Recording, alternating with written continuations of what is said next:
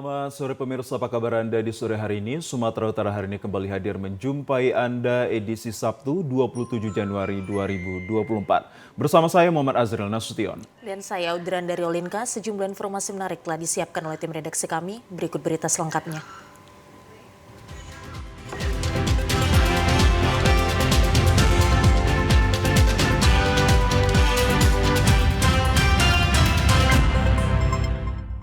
Pemirsa, di informasi yang pertama, akibat bangunan sekolah terbakar, ratusan siswa terpaksa menumpang belajar di sekolah PAUD.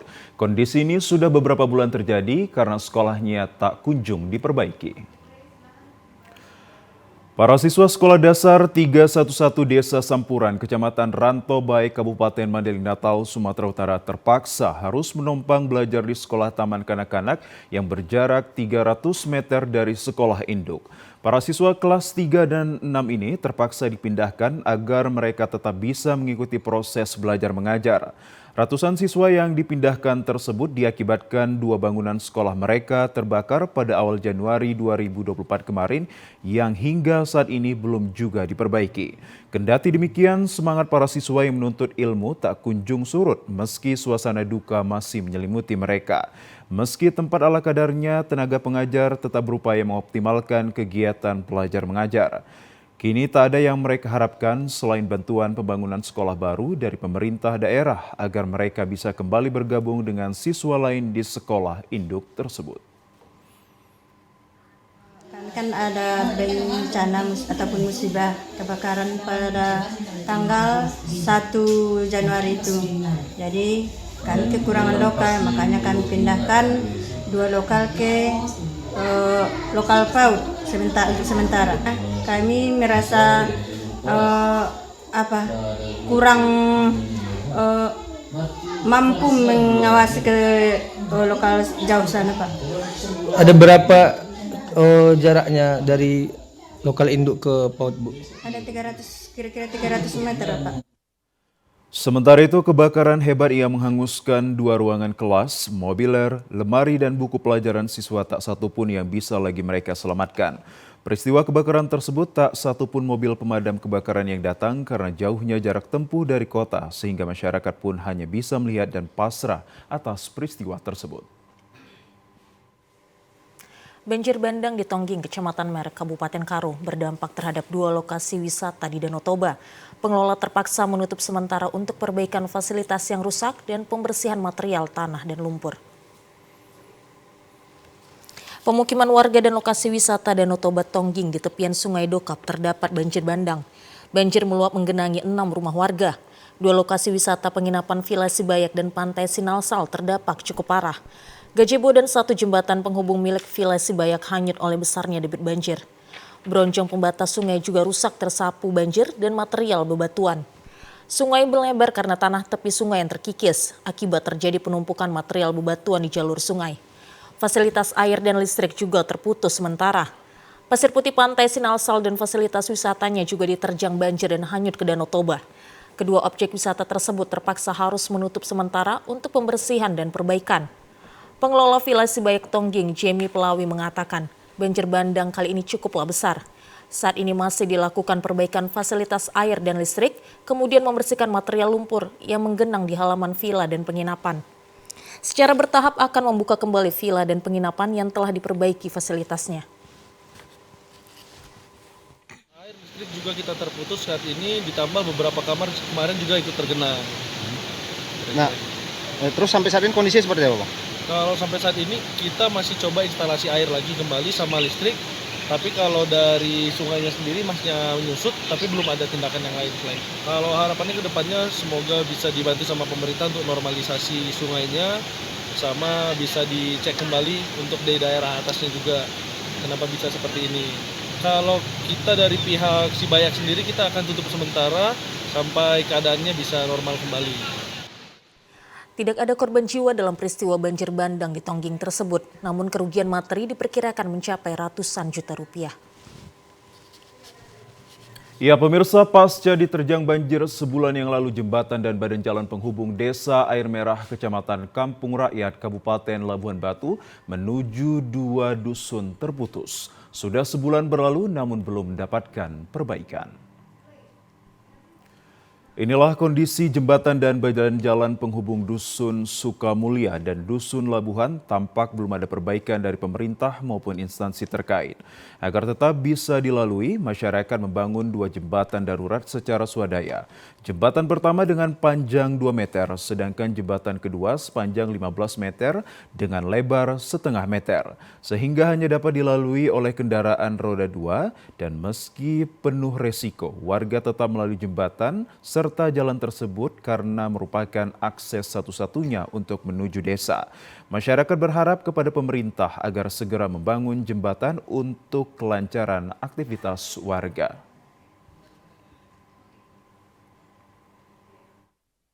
Bupati bersama dengan Kepala Dinas PUTR Serdang Bedagai meninjau kondisi jembatan Titi Besi penghubung dari Desa Titi Besi Baru, Kecamatan Galang, Kabupaten Deli Serdang dengan Desa Pulau Tagor, Kecamatan Serbajadi, Kabupaten Serdang Bedagai yang mengalami kerusakan cukup parah sehingga tidak bisa dilintasi oleh kendaraan roda 4 ke atas. Terlihat di badan jembatan yang memiliki lebar 6 meter dan panjang sekitar 100 meter itu terdapat lubang yang besar. Dengan dana swadaya dan dibantu pengusaha setempat, warga meletakkan batang kelapa di atas jembatan yang berlubang agar dapat dilintasi oleh kendaraan roda 2 dan roda 3. Menurut Tengku Ishak, kondisi rusaknya jembatan ini sudah berlangsung sekitar setahun. Dan jembatan ini juga sudah 2 kali diperbaiki oleh Dinas PUTR Provinsi Sumatera Utara. Perbaikan pertama dilakukan pada tahun 2021 dan perbaikan kedua dilakukan pada penghujung tahun 2022. Namun baru hitungan bulan diperbaiki, jembatan tersebut kembali rusak. Kerusakan parah terjadi pada saat ini sehingga menyulitkan warga yang kerap melintasi jembatan ini untuk mengangkut hasil bumi. Ya, harapan kami pada Pak Jokowi agar jembatan Serdang Bedagai dengan Deli Serdang mohon secepatnya untuk diperbaiki. Itulah permohonan dari masyarakat Desa Pulau Tagor, Kecamatan Serbajadi, Kabupaten Bedagai. Bupati Serdang Bedagai Dharma Wijaya bersama Kepala Dinas PUTR Johan Sinaga meninjau lokasi jembatan. Berharap pemerintah provinsi dapat segera memperbaiki jembatan yang merupakan urat nadi perekonomian warga. Dengan rusaknya jembatan Titi Besi tersebut, Pemkab Serdang Bedagai melalui Dinas PUTR sudah menyurati PUTR Provinsi dan terus berkoordinasi. Berharap kepada pemerintah provinsi dapat segera memperbaiki jembatan tersebut. Upaya-upaya yang dilakukan oleh pemerintah Kabupaten Serdang Bedagai, salah satunya memang kita sudah membuat surat bahwa kita sudah menyampaikan ke PU Provinsi dan juga surat sudah kita sampaikan ke pihak Pak Gubernur supaya nanti Pak Gubernur bisa memerintahkan PUPR Provinsi untuk meninjau dan sekaligus memperbaiki daripada kondisi jembatan yang rusak ini. Memang mereka menjadwalkan bahwa tahun 2024 ini mereka akan merevitalisasi jembatan ini. Pemirsa, kami ajak Anda ke informasi lainnya. Satlantas Polresta Deli Serdang bersama Dishub Kabupaten Deli Serdang kemarin melaksanakan kegiatan survei kajian analisa dampak lalu lintas di Jalinsum Medan Tebing Tinggi, kilometer 15,5 Kecamatan Tanjung Morawa. Sering terjadinya kepadatan arus lalu lintas yang terjadi di depan Makosat PJR dan Simpang Kayu Besar serta persimpangan menuju Tol Bel Merah Tanjung Morawa menjadi keresahan masyarakat. Hal tersebut menjadi perhatian dan kajian pihak Satlantas juga Dinas Perhubungan Kabupaten Deli Serdang. Kasatlantas Polresta Deli Serdang Kompol Budiono Saputro menyebutkan dari hasil survei analisis dampak lalu lintas dan kajian di lapangan, dalam kajian tersebut menemukan ketidaksesuaian dalam hal analisa dampak lalu lintas tersebut. Antara lain pengaturan lalu lintas, manajemen dan rekayasa lalu lintas. Kompol Budiono Saputro menambahkan kegiatan ini belum final dan akan dilakukan kajian lalu lintas berikutnya.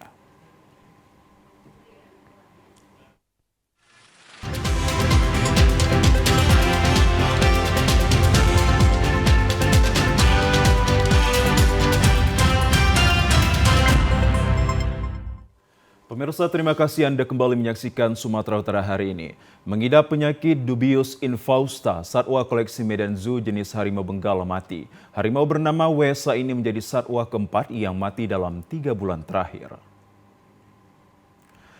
Kematian harimau di Medan Zoo terus menuai sorotan. Tercatat sudah 4 harimau yang mati dalam kurun waktu 3 bulan sepanjang November 2023 hingga Januari 2024. Adapun jenis harimau yang mati yakni 2 harimau Benggala dan 2 harimau Sumatera. Kematian 4 harimau tersebut terjadi dengan berbeda waktu. Satwa pertama adalah harimau Sumatera bernama RH mati di Medan Zoo pada tanggal 3 November 2023 lalu. Kemudian harimau Benggala bernama Avatar yang mati di Medan Zoo pada Desember 2023. Tak hanya sampai di situ saja, harimau Sumatera bernama Nurhaliza mati di Medan Zoo pada tanggal 31 Desember 2023. Terbaru, harimau Benggala bernama Wesa mati di Medan Zoo pada tanggal 22 Januari 2024. Penyebab kematian satwa langka ini akibat mengalami dubius infausta atau sakit yang sulit disembuhkan. Di lokasi terpisah, PLT Dirut PUD Pembangunan Medan, Bambang Hendarto, saat ditemui awak media membenarkan kematian harimau di Medan Zoo bertambah, yakni harimau Benggala Wesa. Ia mengatakan harimau bernama Wesa ini berasal dari Taman Marga Satwa Ragunan. Wesa ini sedikit sejarahnya, ini asalnya kan dari Ragunan. Kondisinya hari ini dia punya penyakit yang sama dengan kondisi prognosisnya sama juga, dubius infausta. Akhirnya kemarin mati di usia 16 tahun. Sementara itu dengan matinya Wesa, koleksi harimau di Medan Zoo berkurang. Saat ini harimau di Medan Zoo hanya tersisa 9, 5 harimau Benggala dan 4 harimau Sumatera dalam kondisi yang cukup memprihatinkan. Menandai 75 tahun kerjasama India dan Indonesia, Hari Republik India ke-75 turut dihadiri sejumlah konsul negara sahabat, Forkompimda, Sumut, dan tokoh masyarakat di Medan. Acara yang diadakan dengan penuh kemeriahan ini dihadiri lebih dari 100 orang di Hotel Grand City Hall di Medan tadi malam. Acara digelar dengan jamuan makan malam dan penampilan atraksi budaya dari kedua negara.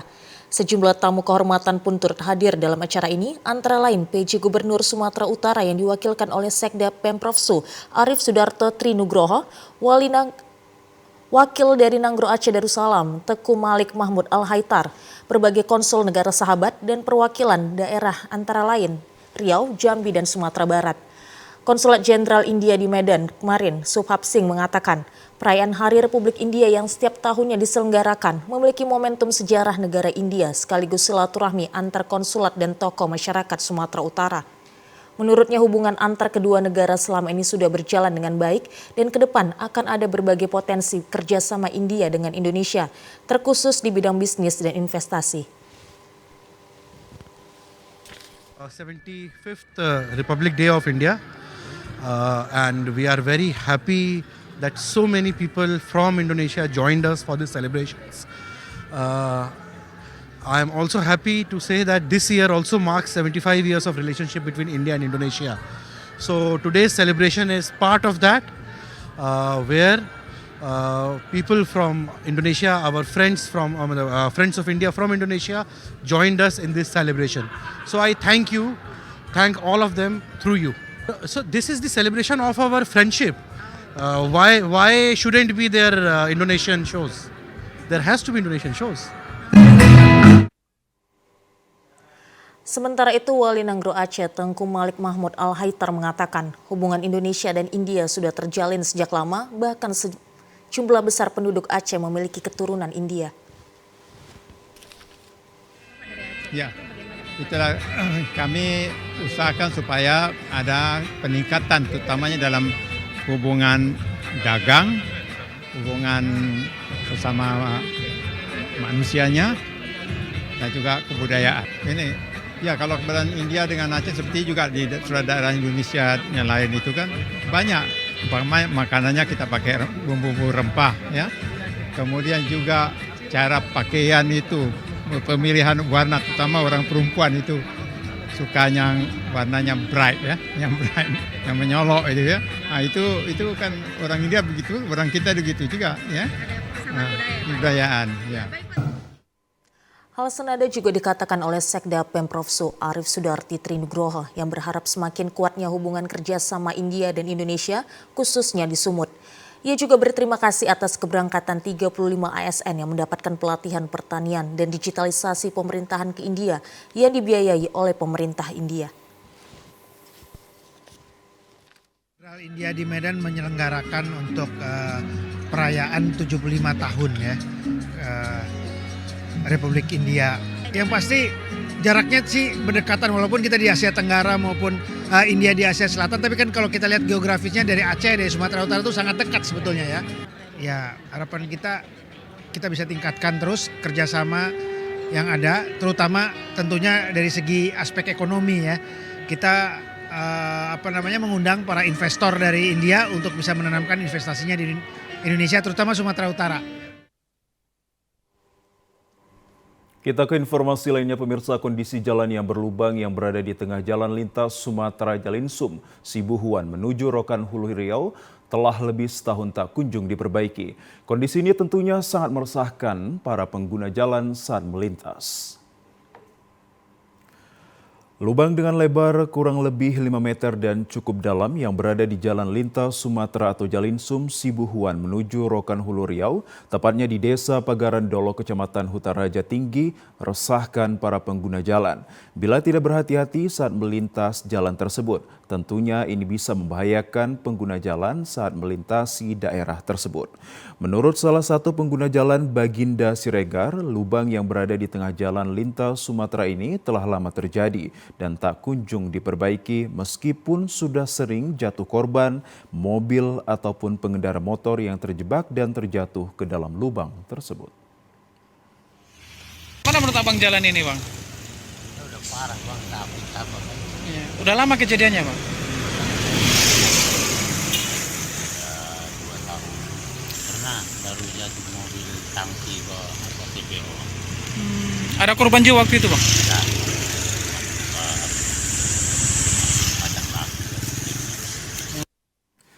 Sementara itu, hal serupa juga disampaikan oleh Angga Zafa bahwa lubang di tengah jalan ini sudah sering menimbulkan kecelakaan yang belum lama terjadi. Satu mobil pengangkut CPO terguling dan terbalik masuk ke dalam lubang tersebut yang mengakibatkan sopir patah kaki dan luka-luka. Ada beberapa titik juga, Pak, yang tidak belum baik, Pak. Itu ada bolongan, Pak.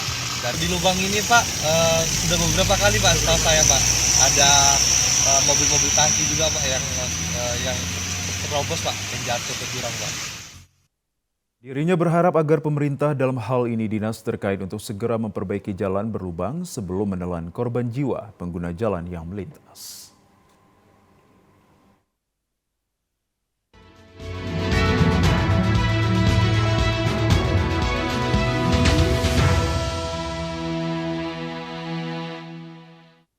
Ya, pemirsa, untuk menciptakan pemilu yang aman, damai, dan sejuk, Polres Batubara menggelar sholawat bersama Forum Majelis Sholawat dan berbagai elemen masyarakat di Batubara. Sholawat bersama digelar di halaman Mapolres Batubara pagi tadi, dihadiri unsur Forum Koordinasi Pimpinan Daerah Batubara, personil TNI, Polri, dan tokoh masyarakat, serta tokoh agama dan juga ratusan warga. Acara diawali dengan pembacaan ayat suci Al-Quran, kemudian dilanjutkan dengan lantunan sholawat diiringi kesenian hadroh yang dibawakan oleh para santri Pondok Pesantren di Batubara. Jamaah yang hadir sangat antusias mengikuti kegiatan sholawat bersama ini, walau di bawah cuaca terik matahari. Kapolres Batubara AKBP Taufik Hidayat Taib menghimbau seluruh elemen masyarakat untuk menjaga kondusivitas jelang pemilu 2024 dengan tidak termakan isu yang memecah belah dan tidak menyebar berita hoaks. Kapolres Batubara juga menegaskan bahwa TNI dan Polri tetap netral dalam pemilu 2024 mendatang. Himbauannya untuk masyarakat, yang pertama, kita menghadapi pemilu ini harus bahagia. Yang kedua, harus damai dan jangan sampai kemakan isu yang hoax ataupun berita-berita yang hoax ataupun ujaran kebencian. Mari sama-sama melaksanakan cooling system. Ya, saya dari Polres, dari TNI dan Pemkat melaksanakan cooling system kepada masyarakat untuk mendinginkan situasi pemilu yang akan dilaksanakan tanggal 14 Februari 2024. Sementara itu, sholawat bersama juga diisi dengan tausiah oleh Al-Ustadz Abdul Latif yang mengajak masyarakat untuk memperbanyak zikir kepada Allah Subhanahu wa Ta'ala, saling menyayangi dan menghargai perbedaan pilihan dalam pemilu mendatang. Menjelang pelaksanaan pemilihan umum tahun 2024 yang kurang dari 3 pekan lagi, Komisi Pemilihan Umum KPU Batubara terus mempercepat kesiapan logistik yang akan digunakan di TPS. Para pekerja di gudang logistik KPU Batubara di Desa Sumberpadi, Kecamatan 50 masih disibukkan dengan pengerjaan penempelan stiker dan barcode kotak suara. Selanjutnya kotak suara yang telah diberi stiker dan barcode tersebut diisi dengan surat suara yang sudah dikemas di dalam amplop bersama sejumlah logistik lainnya. Setelah dipastikan logistik yang dimasukkan lengkap, kotak suara kemudian disegel dan dibungkus plastik agar tidak rusak saat terkena air. Komisioner KPU Batubara Burhan mengatakan saat ini logistik pemilu yang sudah dikemas ke dalam kotak adalah logistik untuk pemilihan DPRD tingkat Kabupaten Batubara. Pengemasan dilakukan sambil menunggu kekurangan logistik lain. Proses pengemasan seluruh logistik pemilu ini ditargetkan akan rampung pada 31 Januari 2024 mendatang.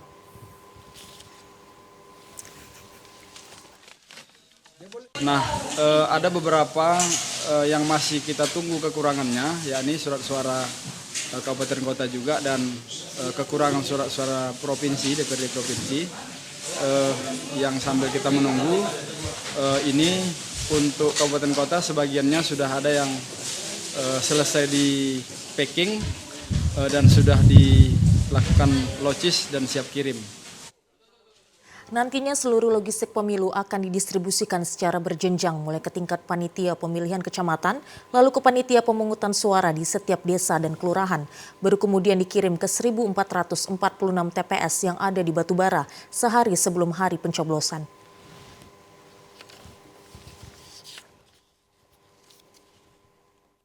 Kita ke informasi lainnya, pemirsa. Guna menjalin kerjasama dalam mensukseskan pemilu serentak 2024, Komisi Pemilihan Umum gelar Coffee Morning serta diskusi bersama insan pers dan Forkopimda Labusel. Coffee Morning dihadiri puluhan insan pers dan unsur Forkopimda dengan tujuan supaya penyampai informasi kesiapan KPU menjelang pemilu mendatang dapat tersampaikan dengan baik. Ketua KPU Labusel Saipul Bahri mengatakan bahwa diskusi membahas terkait kesiapan logistik, tata cara pencoblosan, serta aturan-aturan terkait pemilu agar dapat diketahui oleh masyarakat melalui media. Kabupaten Labuan Batu Selatan hari ini melaksanakan Coffee Morning melibatkan kawan-kawan media, yang mana kita bertujuan dengan dilaksanakan kegiatan ini informasi terkait masalah pemilu di Kabupaten Labuan Batu Selatan. Isinya apa aja dalam Coffee Morning? Baik, kita dalam kegiatan Coffee Morning ini pertama kita menyampaikan informasi terkait masalah kesiapan KPU Kabupaten Labuan Batu Selatan menyongsong pemilu 2024. Kita menyampaikan informasi terkait masalah logistik, pengerjaan pemakingan nanti yang akan kita laksanakan pada tanggal 25 Januari, kita mulai tanggal 25 Januari 2024. Selanjutnya, KPU Labusel juga akan membentuk media center agar semua informasi terkait pemilu 2024 dapat langsung tersampaikan melalui media. Meskipun belum menerima sejumlah logistik formulir pemungutan suara pada pemilu 2024, namun Komisi Pemilihan Umum Kabupaten Labuhan Batu Utara tetap laksanakan pengepakan logistik kebutuhan TPS. Ketua KPUD Labura Adi Susanto menjelaskan pelaksanaan pengesetan dan pengepakan logistik kebutuhan TPS ini sudah berlangsung 1 minggu sejak berakhirnya penyortiran dan pelipatan surat suara sambil menunggu datang sejumlah formulir penghitungan suara dan hingga saat ini sudah mencapai 85%. Begitu formulir tersebut datang dari KPU RI dan tiba di gudang KPUD Labura untuk demi keamanan logistik tersebut secepatnya disegel. KPU Labura sudah mulai melakukan pengesetan dan pengepakan logistik TPS itu sudah sekitar hampir 1 minggu yang lalu pasca selesai pelipatan dan sortir dari surat suara yang terakhir kami terima, itu surat suara Presiden dan Wakil Presiden dan surat suara DPD untuk dari Provinsi Sumatera Utara. Jadi hari ini alhamdulillah pengesetan sedang berlangsung, presentasi pengesetan hari ini sudah 85%, tinggal menunggu logistik yang lain seperti formulir yang menunggu sampai selanjutnya setelah selesai lengkap 100% nanti kotak akan kita segel seperti itu. KPUD Labura menarget pengesetan dan pengepakan logistik pemilu 2024 sudah selesai dilaksanakan pada tanggal 31 Januari 2024.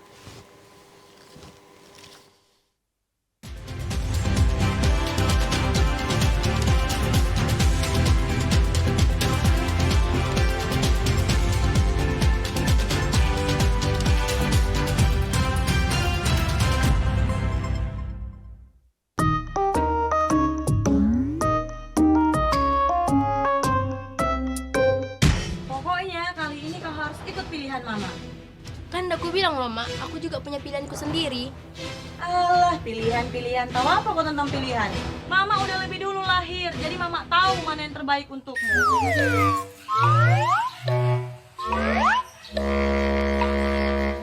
Gak ada itu, Mak. Intinya aku udah punya hak untuk memilih. Pokoknya Mama gak mau tahu. Kau harus ikut pilihan Mama. Udahlah, Mak. Mama jangan paksa anak kita untuk mengikuti pilihan Mama. Dia sudah dewasa, Mak. Dia tahu mana yang terbaik untuk masa depannya, Mak. Kan itu lebih bagus daripada tidak memilih. Toh, siapapun terpilih nanti, mereka putra terbaik bangsa Indonesia. Ah, Bapak ini pun sama aja, bela-bela Mirna aja terus. Intinya, Mak, aku udah bulat sama pilihanku sendiri.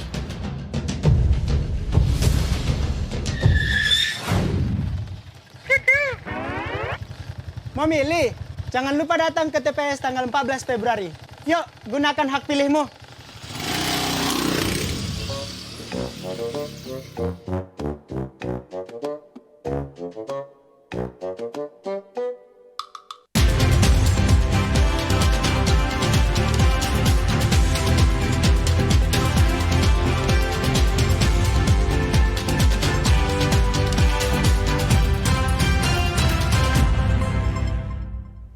Terima kasih masih bersama kami di Sumatera Utara hari ini. Pemirsa, seluruh kelompok panitia pemungutan suara atau KPPS yang berjumlah 7.209 orang dilantik secara serentak oleh PPS masing-masing desa se-Kabupaten Padang Lawas. Seusai acara pelantikan, para KPPS beserta PPS melaksanakan kegiatan penanaman pohon untuk penghijauan lingkungan. Kelompok panitia pemungutan suara atau KPPS beserta petugas PAM TPS dilantik secara serentak se-Kabupaten Padang Lawas. Petugas KPPS yang dilantik berjumlah 5.607 orang, ditambah petugas PAM TPS 1602 dengan total yang dilantik 7.209 orang. Acara pelantikan dilakukan di desa mereka masing-masing, sesuai dengan tempat tugasnya dan dilantik oleh petugas PPS.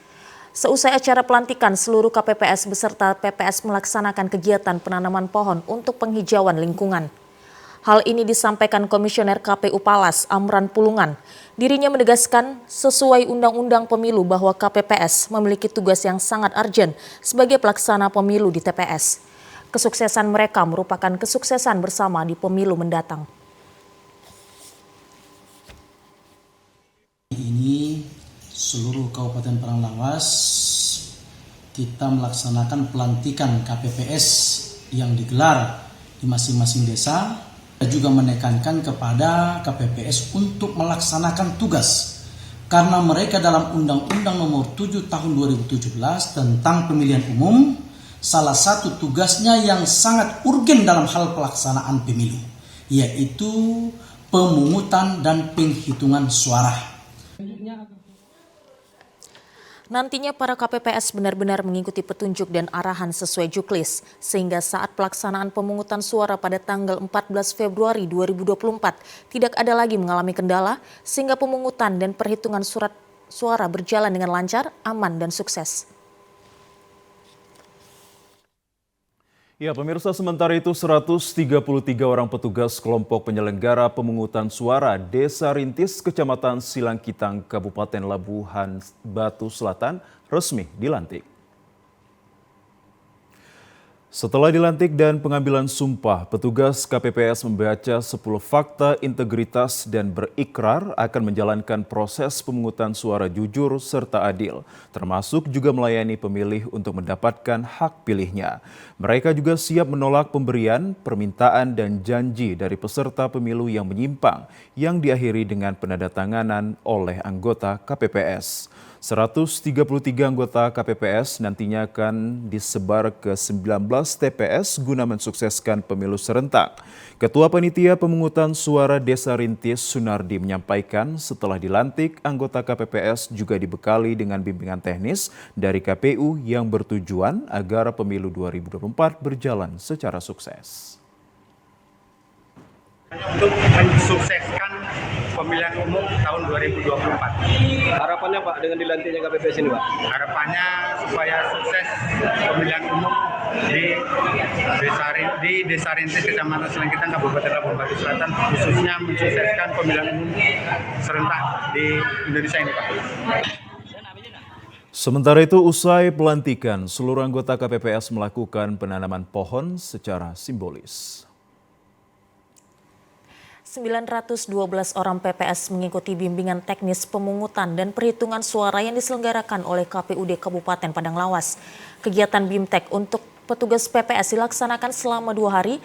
Bagaimana tata cara pemungutan dan perhitungan surat suara di TPS? Dalam kegiatan BIMTEK kali ini, para peserta diberikan bagaimana tata cara pemungutan dan perhitungan suara di TPS, serta rekapitulasi surat suara, tanda pemberian suara sah dan tidak sah, hingga kebijakan umum pemungutan dan perhitungan suara di TPS. Amran Pulungan MESP Komisioner KPU menegaskan, BIMTEK kali ini sangatlah penting agar nantinya ada pemahaman yang sama dalam penyelenggaraan pemilu, baik dari sisi pelaksanaan maupun pengawasan sampai di tingkat penyelenggara paling bawah KPPS. Yang dilakukan oleh Kabupaten Padang Lawas, kita melakukan BIMTEK hitung suara untuk PPS. Ada beberapa kecamatan yang kegiatan ini juga kita laksanakan dalam 2 hari. Ya, kita bagi yang 17 kecamatan ini, yaitu beberapa PPS yang ada di Kabupaten Padang Lawas. Amran Pulungan berharap dengan adanya BIMTEK ini nantinya PPS dapat meneruskan ke KPPS sehingga dalam pelaksanaan pemilu 2024 mendatang sukses serta tidak mengalami kendala. Ya pemirsa, setelah pelantikan KPPS secara serentak se-Kabupaten Labuhan Batu Utara, KPU Labuhan Batu gelar tanam ribuan batang pohon sebagai bentuk kepedulian pelestarian akan lingkungan. Aksi tanam pohon yang digelar oleh petugas KPPS pasca pelantikan dan pengambilan sumpah serentak yang digelar di 90 kelurahan dan desa se-Labuhan Batu Utara merupakan bentuk kepedulian KPU RI terkait menyelamatkan dan melestarikan lingkungan hidup.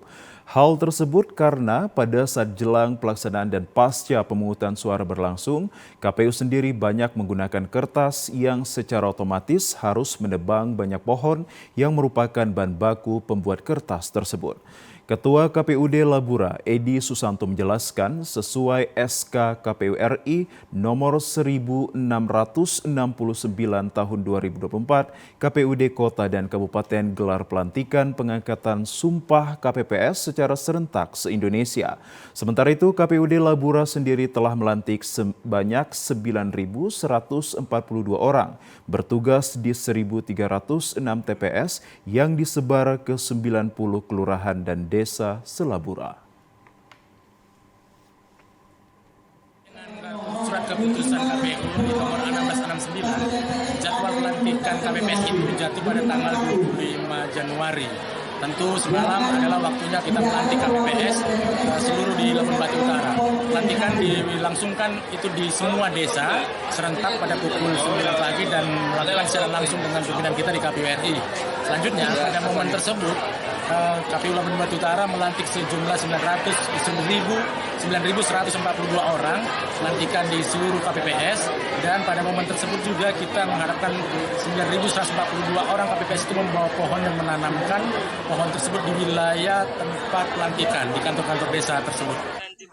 Selanjutnya, seluruh KPPS tersebut akan di-BIMTEK terkait proses tupoksi mereka sebagai penyelenggara pemungutan suara di TPS pada pemilu tanggal 17 Februari tahun 2024 mendatang.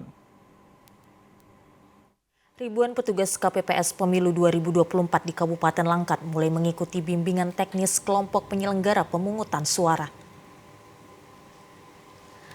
Pelaksanaan BIMTEK KPPS ini dilaksanakan oleh masing-masing panitia pemilihan kecamatan atau PPK di setiap kecamatan dan masing-masing panitia pemungutan suara atau PPS kelurahan dan desa yang ada di Kabupaten Langkat.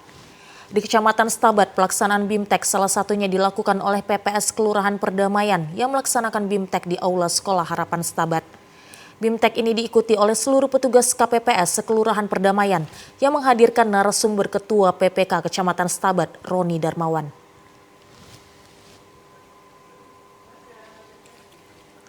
BIMTEK ini bertujuan untuk memberikan bimbingan tentang tata laksana pemungutan dan perhitungan suara di hari pencoblosan pemilu bagi petugas KPPS.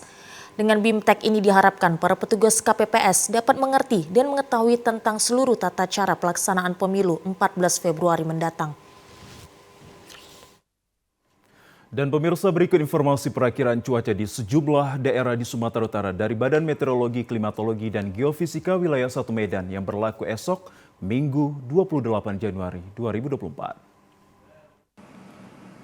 Assalamualaikum warahmatullahi wabarakatuh. Halo Sobat BMKG, bersama saya Devri Mandoza, Perakirawan BBMKG Wilayah 1 Medan akan menyampaikan info perakiraan cuaca untuk wilayah Provinsi Sumatera Utara Minggu 28 Januari 2024. Pada pagi hari, kondisi cuaca berawan di wilayah Sumatera Utara. Pada siang dan sore hari, berpotensi terjadi hujan ringan hingga sedang di wilayah Langkat, Medan, Deli Serdang, Simalungun, Samosir, Toba, Pulauan Nias, Taput, Tapanuli Selatan, Paluta, Palas, dan sekitarnya. Dan berpotensi terjadi hujan lebat di wilayah Karo, Pakpak Barat, Humbang Hasundutan, Dairi, Tapanuli Tengah, Sibolga, dan sekitarnya.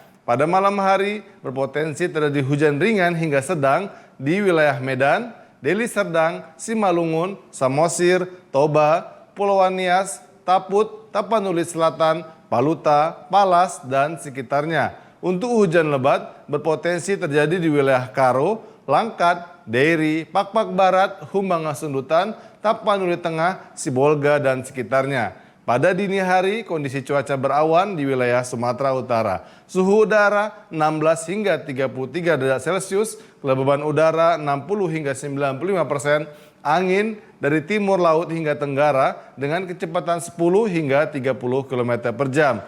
Kami menghimbau kepada warga masyarakat untuk tetap waspada terhadap potensi terjadinya hujan dengan intensitas lebat yang dapat disertai petir dan angin kencang di wilayah pegunungan hingga pantai barat Sumatera Utara yang dapat menyebabkan banjir, longsor, dan bencana hidrometeorologis lainnya. Demikian informasi yang dapat kami sampaikan. Semoga bermanfaat bagi Sobat BMKG sekalian. Terima kasih. Wassalamualaikum warahmatullahi wabarakatuh. Ya pemirsa, informasi yang baru Anda saksikan tadi sekaligus menutup perjumpaan kita dalam program Sumatera Utara hari ini. Kami ucapkan terima kasih atas kebersamaan dan juga perhatian Anda. Saya Muhammad Azrul Nasution. Dan saya Udran Derolin, kami ucapkan terima kasih atas perhatian Anda. Selamat sore dan sampai jumpa.